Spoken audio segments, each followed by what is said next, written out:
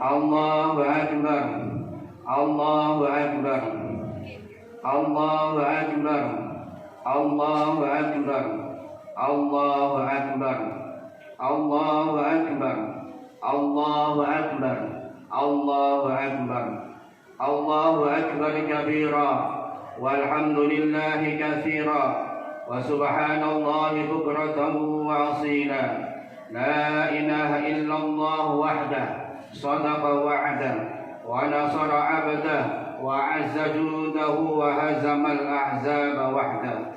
La ilaha illallah wa la na'budu illa iyyah. Mukhlishina lahu-d-din walau karihal kafirun. La ilaha illallah wallahu akbar. Allahu akbar walillahil hamd. Alhamdulillahi mu'idul a'yad. Wa ashhadu an la ilaha illallah wahdahu la syarika lah. Wa ashhadu anna sayyidana Muhammadan abduhu wa rasuluh. Salawatu rabbi wa salamuhu alaihi. Amma ba'd. Faya ayyuhal a'idun wal faizun rahimakumullah. Usikum wa nafsi bitaqwallah. Faqad fazal muttaqun. Qala Allah ta'ala fi kitabihil karim. A'udzu billahi minasy syaithanir rajim. Wasari'u ila maghfiratin min rabbikum wa jannatin arduha as-samawati wal ardh wa'iddat lil muttaqin. Ma'asyiral muslimin al-'aidin wal faizin rahimakumullah. Di hari Idul Fitri, di hari yang kembali kita suci, tubuh kita suci secara zahir maupun batin, karena selama 1 bulan kita telah melaksanakan puasa Ramadan, salat tarawih, tadarus Al-Quran, kemudian ada takjil dan juga diikuti dengan pembayaran zakat fitrah, di mana semua tujuannya adalah la'allakum tattaqun, agar supaya kita semua mendapatkan gelar orang-orang yang takwa. Oleh karena itu, mari di pagi hari ini kita sama-sama meningkatkan ketakwaan dan keimanan kita kepada Allah Subhanahu wa taala, agar supaya hidup kita bahagia di dunia maupun di akhirat. Artinya kita ini adalah orang-orang yang mendapatkan gelar orang-orang yang takwa, di mana jaminan kita adalah dimasukkan ke surganya Allah Subhanahu wa taala. Rasulullah sallallahu alaihi wasallam bersabda, "Lau adina Allahu lis-samawati wal ardi an tatakallama laqalata busyra liman shoma ramadhana bil jannah."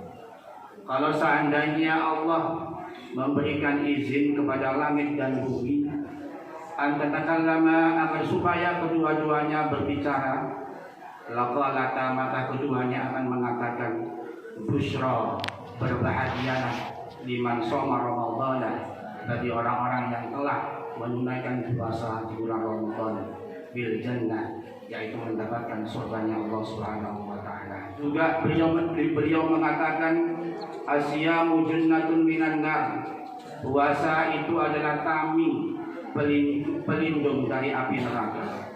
Kajunnati ahadikum minal kitab, sebagaimana pelindung salah satu di antara kalian dari peperangan atau pembunuhan. Artinya puasa yang kita lakukan selama 1 bulan ini tidak ada lain agar supaya kita kelak dimasukkan ke surganya Allah Subhanahu wa taala. Tapi dalam riwayat lain beliau juga mengatakan, Jibril berkata, "Ya Muhammad, man adraka syahr Ramadan wa lam yasum ila akhirih, barang siapa yang telah mendapatkan bulan Ramadan akan tetapi dia tidak mau berpuasa sampai akhir Ramadan, wa lam yughfar lahu, dan dia tidak akan diampuni oleh Allah, dakhalan nar, maka dia masuk neraka." Artinya orang yang mendapatkan surga nanti di hari kiamat, ketika kita menghadap Allah, adalah orang-orang yang telah melaksanakan puasa dan amalan-amalan Ramadan yang sudah kita laksanakan di bulan Ramadan. Tetapi ada 4 kelompok orang yang nantinya akan terhalang meskipun dia sudah berpuasa di bulan Ramadan. Nabi Shallallahu Alaihi Wasallam bersabda, "Arba'u haqqun 'ala Allah alla yudkhilahum al-jannah wa la yudhiqahum na'imaha." Ada 4 kelompok orang yang mengharuskan Allah tidak memasukkan mereka ke surganya Allah dan tidak akan mencicipkannya terhadap surganya, kenikmatan surga kelak nanti di akhirat. Siapa itu 4 orang, 4 kelompok yang mengharuskan Allah tidak memasukkan dia ke surga dan tidak mencicipi kenikmatan surga meskipun dia sudah berpuasa. Yang pertama adalah mudminul khamrin, orang yang pecandu khamr, mabuk-mabukan.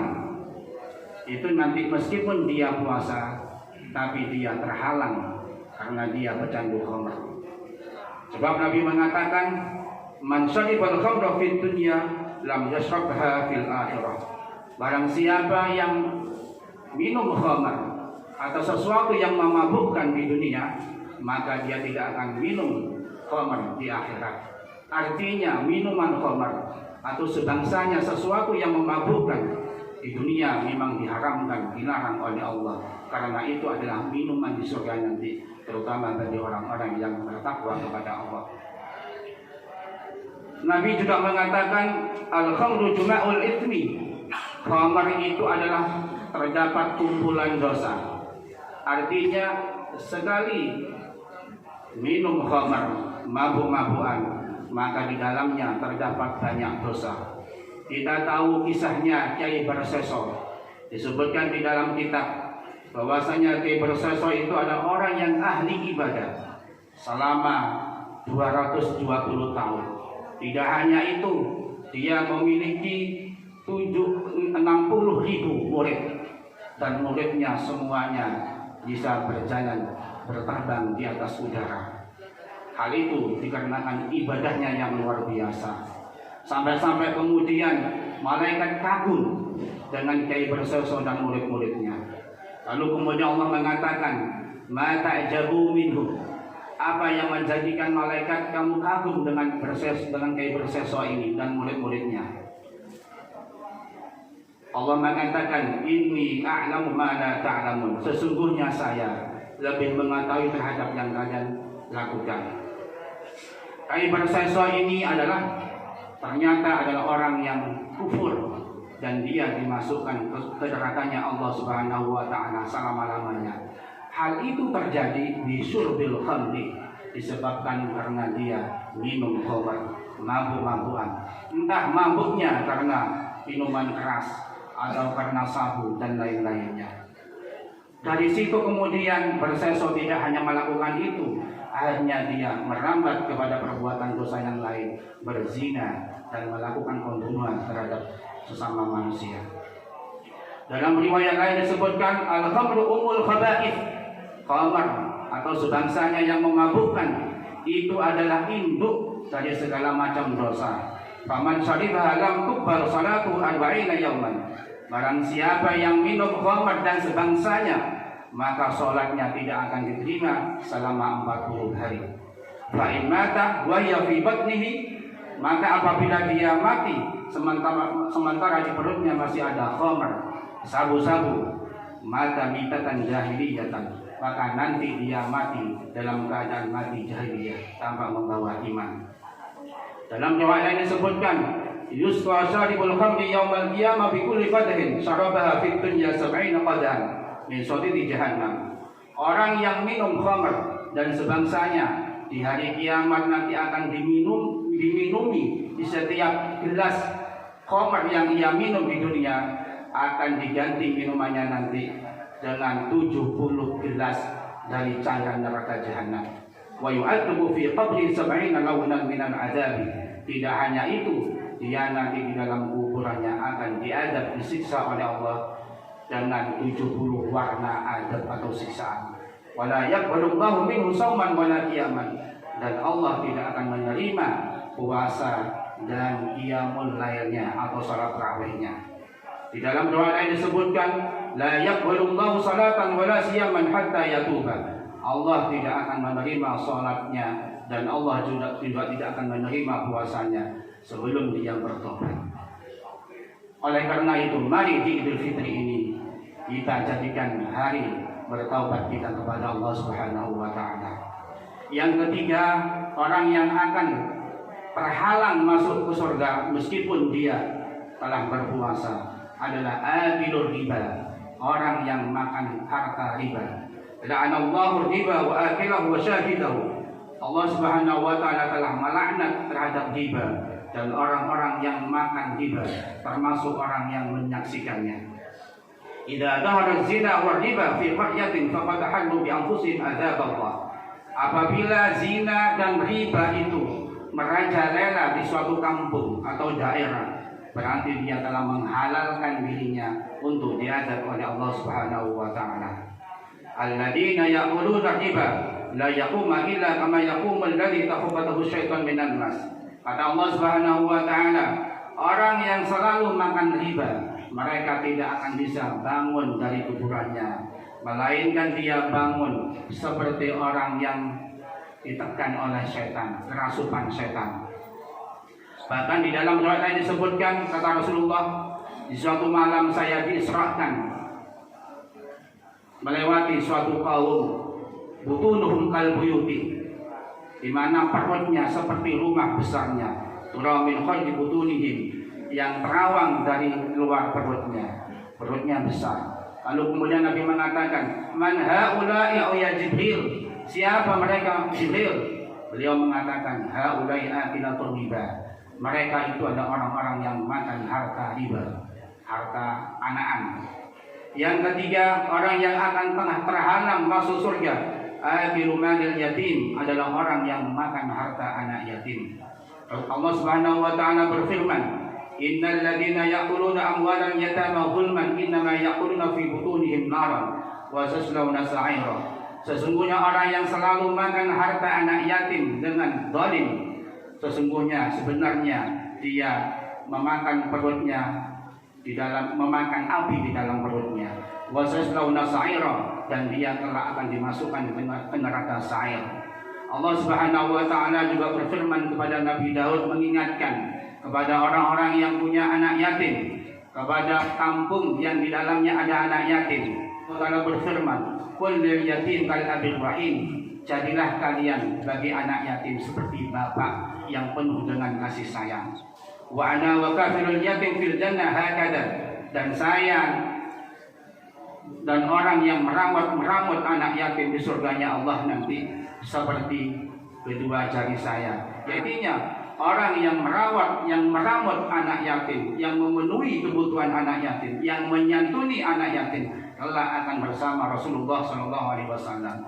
Oleh karena itu, mari ketika kita bertemu dengan anak yatim di kampung kita, apalagi di rumah kita ada anak yatim, maka perlakukanlah dengan baik. Karena Nabi mengatakan, khairu baitin fil muslimin baitun fi yatimin yuhsanu ilaihi. Sebaik-baiknya rumah di kampungnya orang-orang muslim adalah rumah yang di dalamnya ada anak yatim dan diperlakukan baik.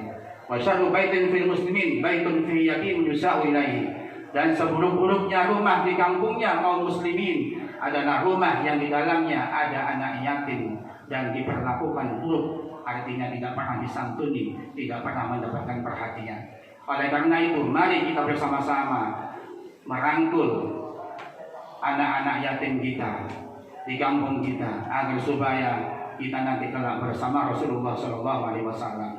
Dan yang keempat, yang terakhir, Rasulullah mengatakan orang yang akan terhalang masuk surga meskipun dia sudah berpuasa adalah al-aqulil walidaini, orang yang durhaka kepada kedua orang tua. Nabi mengatakan, innal jannata yujidu riuha min masiratikum 500 amin.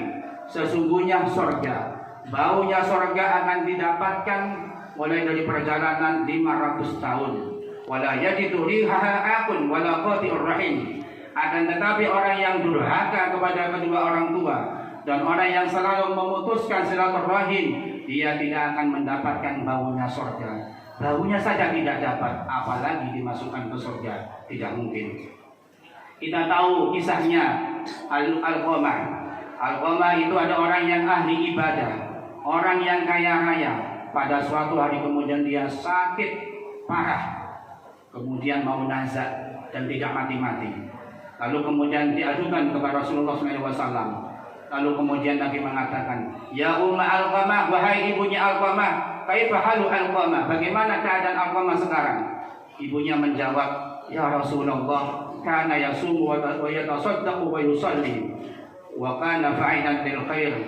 Alqamah anak saya itu ya Rasulullah, kerjanya selalu berpuasa, selalu bersedekah, selalu sholat, tidak hanya sholat wajib tapi juga sholat sunnah, qiyamul lail, dan dia selalu berbuat baik. Lakinni sahitatun alaihi, akan tetapi saya murka kepadanya, li'annahu yuqtilu zaujatahu ala ummihi, karena dia lebih memilih istrinya daripada ibunya. Artinya hanya mementingkan keluarganya sendiri, anak istrinya, sementara ibunya dilantarkan. Na'udzubillah. Lalu kemudian Rasulullah berkata kepada ibunya, la yaqbalu salatahu wa siyamahu wa sadaqatahu. Salatnya dia tidak akan diterima, puasanya, sedekahnya tidak akan diterima, madum bisa khitatan, selama kamu ibu masih murka kepada Alqamah. Meskipun sedekah kita banyak, puasa kita banyak, harta kita banyak, tapi kita durhaka kepada orang tua, maka nanti kedurhakaan kita terhadap orang tua akan menghambat, menghalang-halangi kita masuk ke surganya Allah Subhanahu wa taala. Man ada walidayhi aw ada ahadahuma dakhalan nar. Barang siapa yang menyakiti kedua orang tuanya atau menyakiti salah satunya, dakhalan nar, dia akan dimasukkan ke nerakanya Allah Subhanahu wa taala. Tiba-tiba ada seseorang yang datang kepada Rasulullah dan bertanya, ya Rasulullah, wahai Rasulullah, innali walidatun anfaqu 'alaiha. Saya punya seorang ibu yang selalu saya penuhi kebutuhannya, saya belanjakan, wayatu di nadi. Akan tetapi ibu saya selalu menyakiti saya bilisannya, dengan lisannya. Biasanya kalau kita punya orang tua, kalau sudah tua itu biasanya atau cerewet, atau rewel biasanya. Dan itu biasa, atau rewel biasanya. Tapi itu biasa. Pakai fa'asna'u katanya, seperti katanya orang perempuan, kata orang ini. Apa yang harus saya perbuat? Padahal saya sudah penuhi kebutuhan kedua orang tua, tapi orang tua masih menyakiti saya. Apa yang harus saya perbuat? Katanya. Faqala Rasulullah, lalu kemudian Rasulullah menjawab, ada haqqaha, tunaikan haknya. Berikan kebutuhannya. Fa wallahi la qata'ta lahmaka ma ataita ruba haqqiha. Demi Allah, andai kata kamu memotong daging tubuhmu, kamu tidak bisa membayar seperempat hak dari kedua orang tuamu. Artinya nggak ada apa-apanya kita itu, jasa-jasa kita itu nggak bisa membalas jasa kedua orang tua. Ama alim ta'ala jannata tahta aqdami ummahat, kata Rasulullah. Apakah kamu tahu bahwa surga itu berada di bawah telapak ibunya? Lalu kemudian orang laki-laki tadi yang datang kepada Rasulullah berdiam dan mendatangi ibunya, mencium kedua kakinya. Lalu kemudian ada orang lain yang bertanya, ya Rasulullah, fa illam yakul mahu syai'un. Ya Rasul, bagaimana? Saya tidak punya apa-apa. Sebenarnya saya ingin memenuhi kebutuhan orang tua saya, tapi saya tidak punya apa-apa. Lalu Rasulullah menjawab, idza sami'a qaulahuma falyakun sam'an wa ta'atan. Apabila dia mendengarkan perkataan keduanya, falyakun sam'an wa ta'atan, maka katakanlah sam'an wa ta'atan. Artinya dengarkan mawon, didengarkan aja, taat, tidak usah melawan. Walam yakul lakuma jangan sampai Anda mengatakan apalagi sampai bentak-bentak. Kata Nabi, wala yanharuhuma, tidak boleh membentak-bentak kedua orang tuanya. Wal yakul lakuma qaulan kariman, dan katakanlah kepada orang tuanya dengan perkataan yang santun, yang mulia. Itulah maupun nilai berbakti kita kepada kedua orang tua.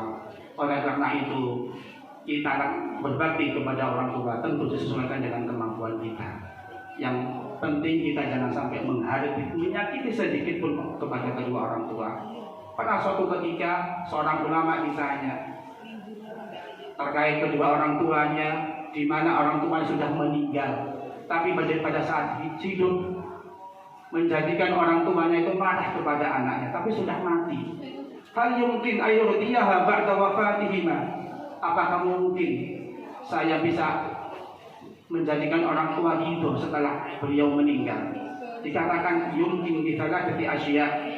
Bisa, meskipun orang tua sudah meninggal. Mungkin barangkali dulu kita tidak tahu akibat daripada durhaka kepada orang tua, tapi dulu pernah menyakiti orang tua, tapi kita ingin bertobat. Caranya katanya ulama ini dengan 3 cara. Yang pertama, ayyakuna sholihan, hendaknya menjadi orang yang soleh. Artinya mungkin dulu mursal, menyakiti orang tua, menyakiti tetangga, menyakiti kerabatnya. Insya berhentilah, jadilah orang yang soleh. Insya Allah itu akan mendatangkan ridho kedua orang tua meskipun kedua orang tua sudah meninggal. Yang kedua, ayyasilaturahmatahuma, jaga hubungan silaturahmi dengan kerabat kedua orang tuanya. Jangan putus hubungan. Kadang-kadang kedua orang tua itu kita kalau sudah tidak ada, sama saudara kadang-kadang putus. Jangan, karena itu bagian daripada berbakti kita kepada kedua orang tua.